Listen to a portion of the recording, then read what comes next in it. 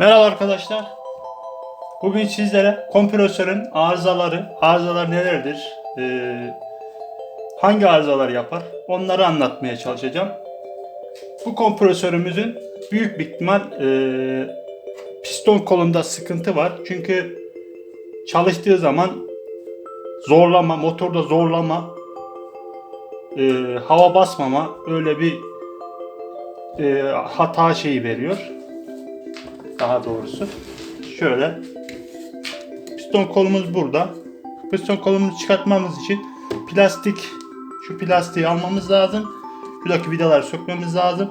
Bunun içinde yağ var. Aşağı yukarı ne kadar değil? 200-250 milim kadar yağ alır. Aşağı yukarı şöyle bir ufak bir bardak şu kadar falan yağ alıyor. Üstünde 20-50 yazıyor yağ kalınlığı olarak. Ben biraz daha incesini koyacağım.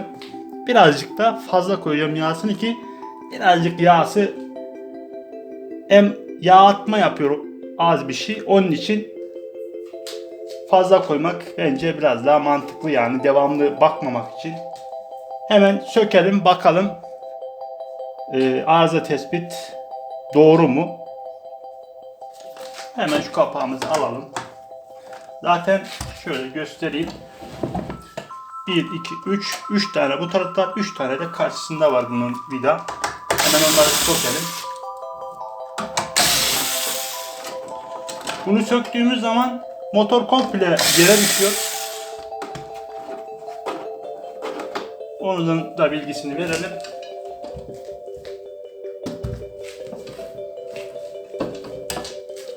Şöyle şu motoru komple yerine çıkıyor. Lastiği almamız için.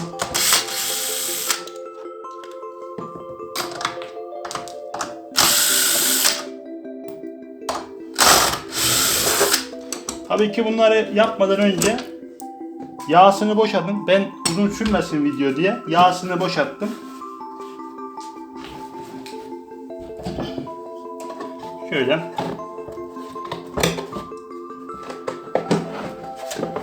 Ama kastırmadan şöyle çıkarttık plastiğimiz. Şöyle gösterelim. Motorumuz evaleni. Şimdi çıkaracağımız şu parça var. Şuradaki. Bunları ben gevşetmiştim zaten. Bunları uğraşmayın fazla diye. Şöyle çıkarttım bunu.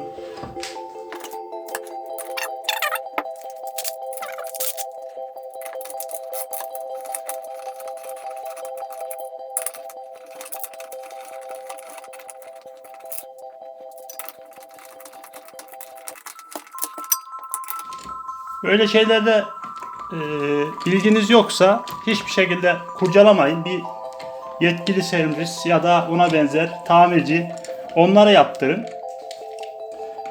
Ben bunun arızasını bildiğim için daha önceden sipariş vermiştim zaten. Şöyle arka kapak contası.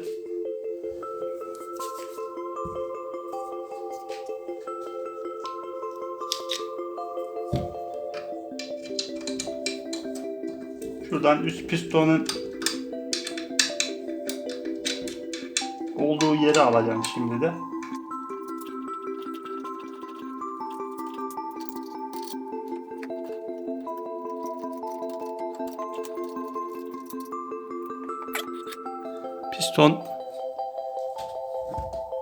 Pistonumuz da burada.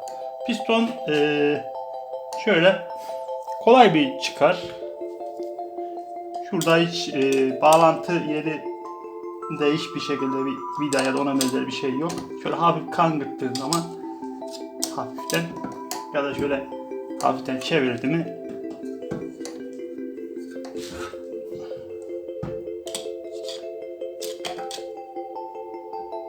daha uzun bir tornavida almam gerekti.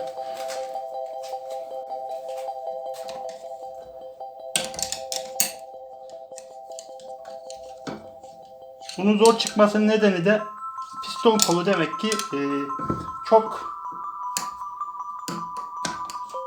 yıpranmış. Bakarsak şöyle içine bakarsak gerçekten de yıpranmış. Parlaklığı gitmiş. Şöyle yeni almış olduğum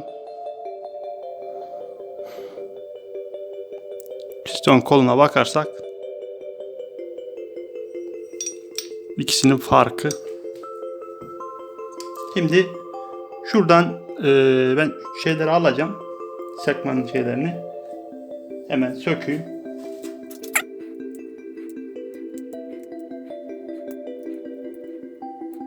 Şöyle sekmanını çıkarttım.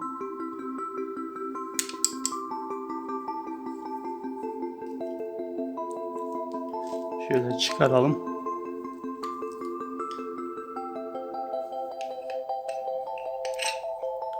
Şöyle piston kolumuz şu anda çıkarttım. Bunları takmadan önce güzel bir temizleyin.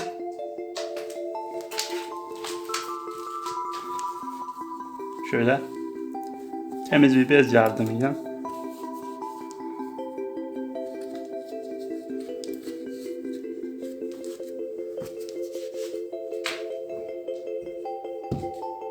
şu da bizim yeni piston kolumuz. Gene aynı şöyle hafif iterek şöyle yerine yerleştiriyoruz.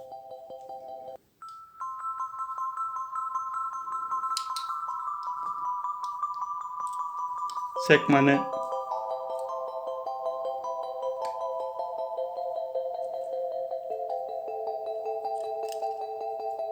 yerine oturtturalım.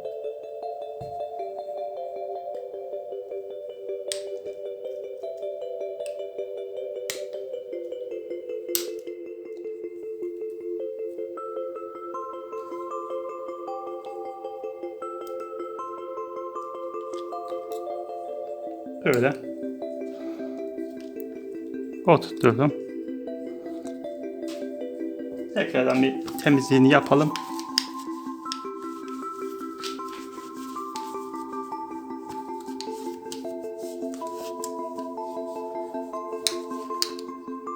Temizliğini yaptım. Şu anda temizliğini yapalım.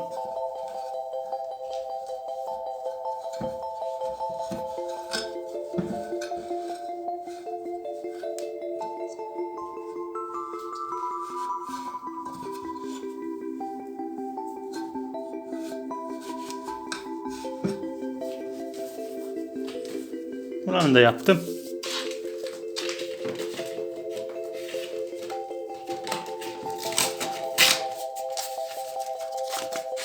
Herhangi bir şurada çapak var mı diye elinizden de kontrol edebilirsiniz.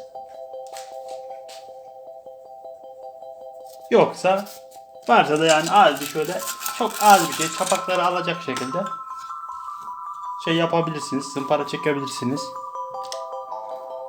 Yine şöyle piston kolumuz.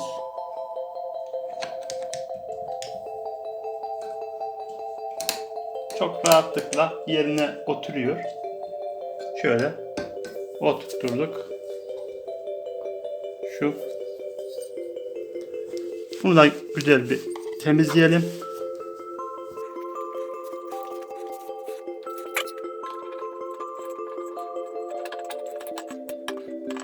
Şöyle yerine oturtturduk.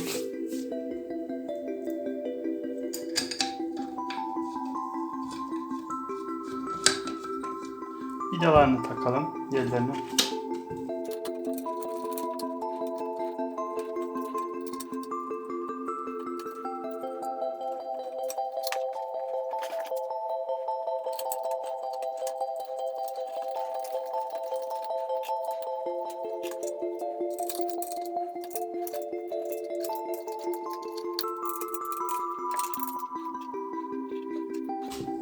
Normal şekilde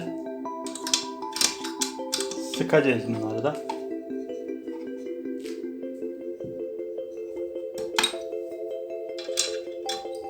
Tekrar bakıyorum ki gevşeme olmasın.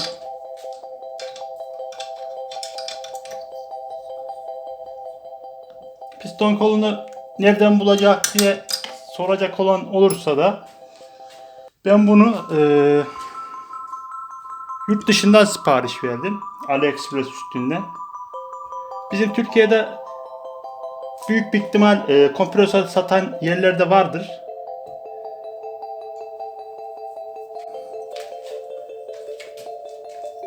Ebatları bu kompresörün 12, 20, 89 milimetre. Şöyle göstermek istedim. Hem bunlar şu genişlik, şurası şöyle, şu içi ölçerken şunun da içinden şöyle artı şu boyunu ölçerken şu orta merkezlerden, yani şu ortanın iki merkezinin tam ortasından ölçülüyor. Burası şöyle. Burası şu iki merkezin ortası 89 santim geliyor bunun. Ona göre sipariş verin. Verirseniz de ya da Türkiye'de alacağımız bir yer varsa da oradan bunu kompresörün kolunu sökün. Ona göre sipariş verin. Bilmiyorsanız da hiçbir şekilde kurcalamayın. Daha da büyük bir arıza neden olabilirsiniz. Ben tekrar bakıyorum. Herhangi bir gevşeklik falan olmasın diye.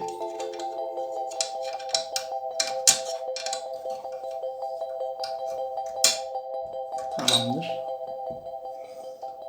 Şu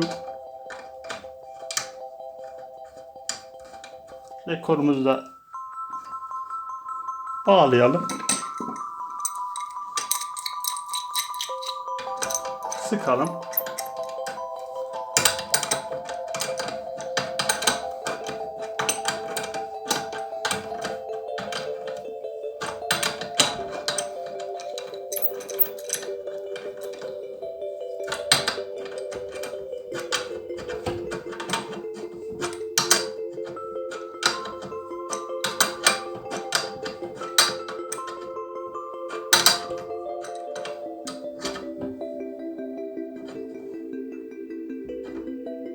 Burada fazla sıkmayalım.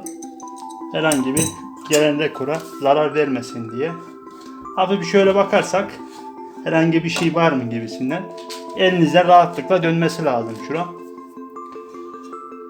Şimdi şu kapağımızı kapatalım. Şöyle hafif bir silmemizle buraları da silelim güzel bir. Herhangi bir tortu bir şey kalmasın. Pistonumuza zarar vermesin diye.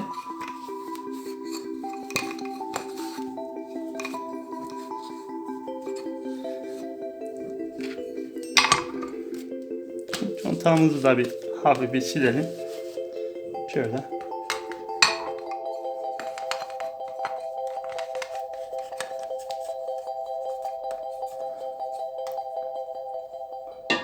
Şimdi yerine bunu oturtturalım.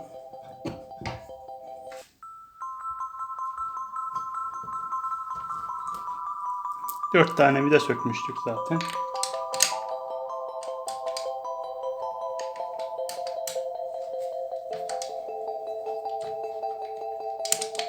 Bu vidaları sıkarken karşılıklı sıkmaya dikkat edin. Yoksa şu kapağı çatlatabilirsiniz. Herhangi böyle bir çatlatmada sıkıntı yaşarsınız. Parçaları var ama yani durduk yere de masrafa girmeyin. Şöyle hafif taktım. Şunları da takalım.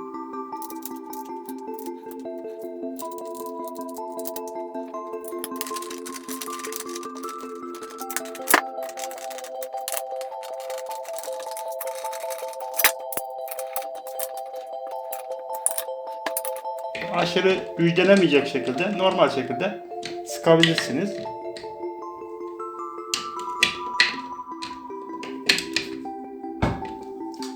Bu yeterli.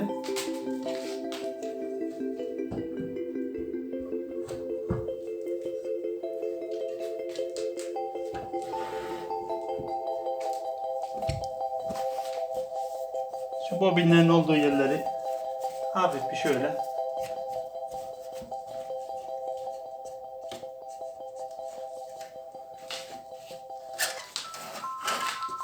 temizleyelim. Ve üst kapağımızı, şu siyah kapağımızı da yerine montalayalım. Ondan sonra çalıştıralım bakalım ne olacak. Önce şu motor tarafından takalım. Şöyle tatlı ses kasmayla yerine oturtturalım. Şuradaki şu çevreyi, şunlar içine girmesi lazım. Buna girmemiş. Onun için geri söküyorum.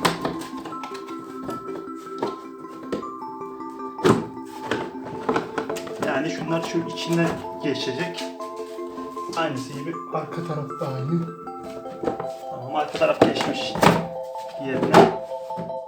Şöyle.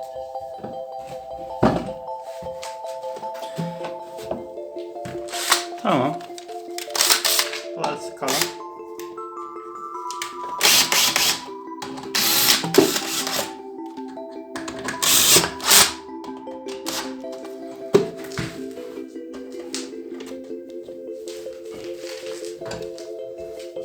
Şöyle ters çevirelim. Şurayı da sıkalım.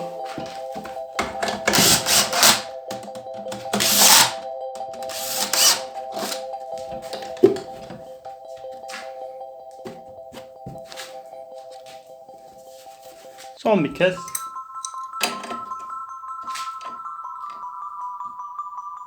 şöyle bir tabi kontrol yapalım. Herhangi bir gevşemede.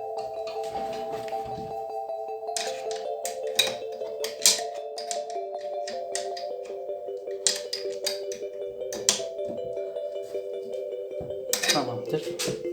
Şuradaki yağ tapamızı da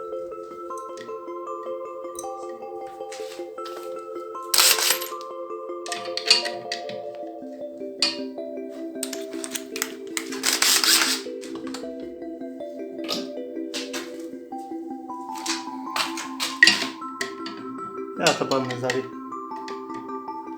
hafiften sıkalım.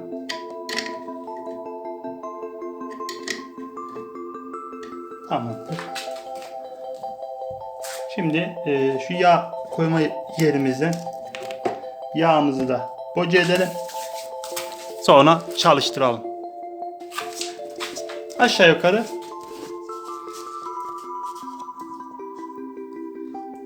bir bardağa yakın gidiyor. Ben az bir şey fazla koyacağım.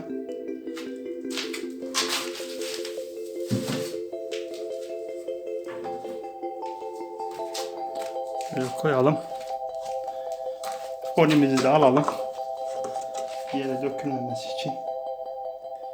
Ağır ağır boşaltalım. Yağımızı da içine.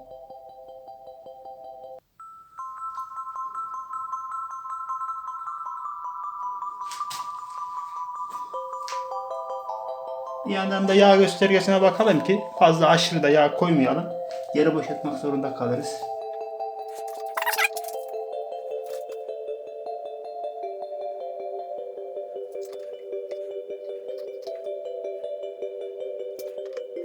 Az bir şey daha dökelim. Çok az geldi sanki.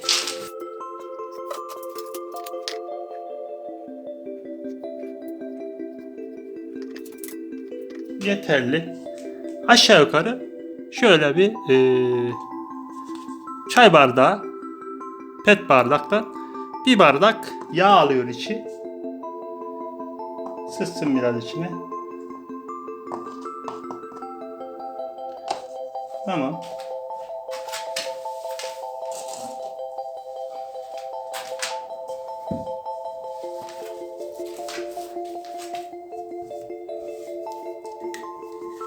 Şu gösterge aşağı yukarı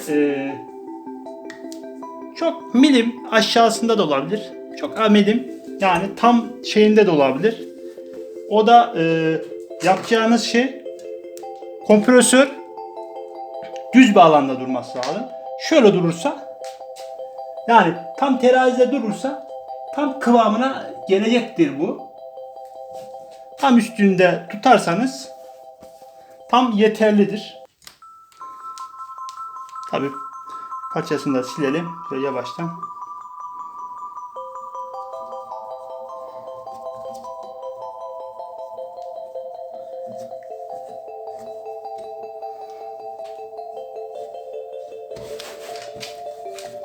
Şu anlık piston kolu değiştirme şeyimiz tamam. Birkaç ipucu vereyim. Bunun altında şurada gözüküyor mu? Gözüküyor. Şurada bir tane tapamız var. Bunu devamlı, tabi hava boş gene, aşağı yukarı 1-2 günde bir kesinlikle açın. İçinde bunun hava basıncından dolayı içine su, hafif bir su doluyor. O suyu devamlı boşaltmanız gerekiyor. Yoksa tüpüne zarar veriyor bu. Paslandırıyor ve delinme oluyor. Yani Allah korusun patlama, ona benzer şeyler olabilir. Ona çok dikkat edin. Şu alttaki tapadan açabilirsiniz. Tabii ki hava boşken yapın bunu. Şimdi çalıştıralım bir bakalım bakalım. Sesi düzelmiş mi? Makinemizi çalıştıralım bakalım. Sıkıntısı var mı? Alt kapağına bir bakalım şöyle. Çalıştıralım. Bismillahirrahmanirrahim.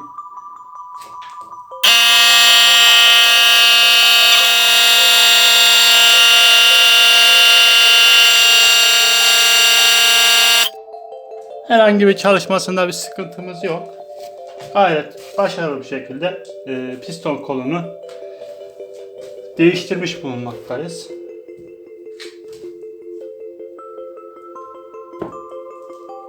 Günlük bakımlarını kesinlikle yapın. Yağsını kontrol edin. Yağsını kontrol etmezseniz piston kolunu aynı şunun gibi şurayı yiyor. Motoru zorluyor. Motoru yakma şansı bile var. Bilmeden çalıştırırsanız. Her gün aşağı yukarı 200 saat çalışmayla şu alttaki tapayı açın ve içindeki suyu boşaltın. Bugünlük anlatacaklarım bu kadar. Kanalıma abone olmayı unutmayın. Farklı bir videoda görüşmek üzere. Hoşça kalın. Kendinize iyi bakın.